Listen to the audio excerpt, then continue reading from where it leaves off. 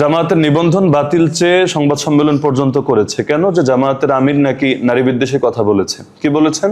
তিনি Al Jazeera এক সাক্ষাৎকারে ইংলিশে বলেছিলেন, তাকে প্রশ্ন করা হলো যে জামায়াতের প্রধান, দলের প্রধান তিনি কি আমিরে জামাত, তিনি কি নারী হতে পারেন কিনা? তিনি স্পষ্ট বলেছেন হতে পারেন না। জিজ্ঞেস করা হলো কারণ কি? তিনি বললেন যেটা আল্লাহ অনুমোদন দেন নাই সেটা আমরা অনুমোদন দেই কিভাবে?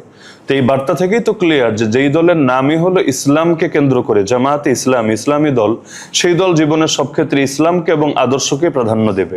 এবং সংবিধানেও তো রাষ্ট্রধর্ম ইসলাম স্বীকৃত হয়ে আছে। তো ইসলামের বিধানের বাইরে মুসলমানের জন্য তো অন্তত ব্যক্তিগত জীবনে যাওয়ার সুযোগ নেই। কিন্তু এটাকে কেন্দ্র করে, যেটাকে কেন্দ্র করে দরকার ছিল প্রশংসা করবে। কারণ চারদিক থেকে এখন অনেকে আপত্তি তুলছে যে ওনারা কেন এটা করলেন ওটা করলেন। এই যেমন সম্প্রতি ফুল দেওয়াকে কেন্দ্র করে আমরা দেখলাম যে জামায়াতে ইসলামী এতকাল ফুল দেয় নাই শহীদ মিনারে গিয়ে, এবার কেন তাদেরকে দিতে হলো? যদিও সেটা দলের নামে দেয় নাই, বিরোধী দলীয় নেতা হিসাবে তো এটা বাধ্য তিনি, হ্যাঁ দিতে বাধ্য। না দিলে আরো সমালোচনাটা বেশি হতো। কিন্তু এখন সমালোচনা করছে যে ইসলামের নাম লাগালে তাহলে এতকাল যেটার বিরোধিতা করলো সেটা কেন করতে গেল? তাহলে ওই একই ইস্যুকে কেন্দ্র করে নারী বিষয়ক বক্তব্যকেও তো প্রশংসার নজরে দেখা দরকার ছিল। কারণ আল্লাহ এবং তার রাসূলের বাইরে যাওয়ার সুযোগ মুসলমানদের কোথায়? তো যাই হোক, আলোচনা সমালোচনা থাকবে, কিন্তু আমি মনে করি এই সমালোচনাগুলোই আরো বেশি এগিয়ে দিবে ইনশাআল্লাহ। ওয়ালা ইয়াখাফুনা লাওমাতা লাইম, মুমিনের 6 গুণের একটা গণিত এটা। তারা কোনো নিন্দুকের নিন্দাকে পরোয়া করে না।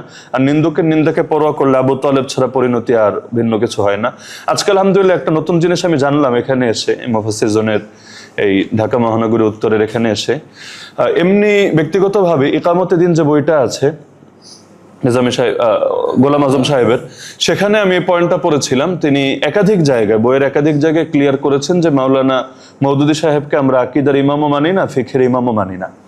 তো যার কারণে তার কোনো লেখা নিয়ে সমালোচনা করতে হলে ব্যক্তি মওদুদী সমালোচনা করেন, এটা দলের উপর কেন চাপান যেটার সঙ্গে দল একমত না?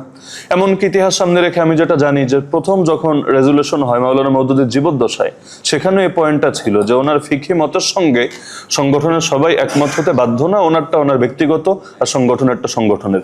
এমনকি যে আজকে বিভিন্ন সময় দেখা যায় কওমি ভার্সেস জামাত একটা মুখোমুখি অবস্থান দাঁড় করানো হয়, অথচ কওমি ধারা এটা তো একটা শিক্ষাধারা এবং আদর্শিক শিক্ষাধারা, কোনো সন্দেহ নাই।